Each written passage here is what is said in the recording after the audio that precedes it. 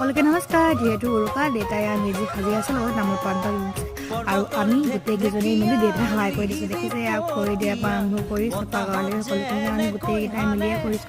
আচলতে প্ৰতিবাৰ এনেকুৱা হয় গোটেইখিনি মিলি আমি মেজিটো সাজোঁ আৰু এইখিনি সময় আচলতে বহুত ধুনীয়া সময় আমাৰ বাবে।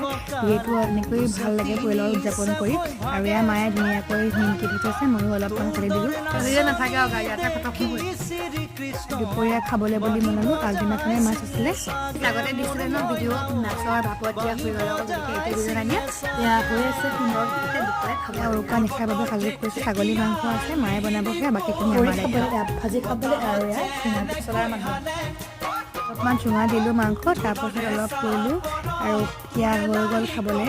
এয়া চুঙাৰ পৰা ওলোৱা মাংস খাবলৈ বহুত ধুনীয়া আছিলে, কিন্তু পেটত খালী জেগা নাছিলে ভাত খাবলৈ। হাঁহৰ মাংস, ছাগলী মাংস আৰু এয়া মাছৰ সৈতে ভাত খালোঁ। পৰিয়ালৰ লগত উৰুকা নিশাটো পাৰ কৰিলোঁ। সকলোৱে খাওক আৰু এনজয় কৰক বা আকৌ লগ পাম।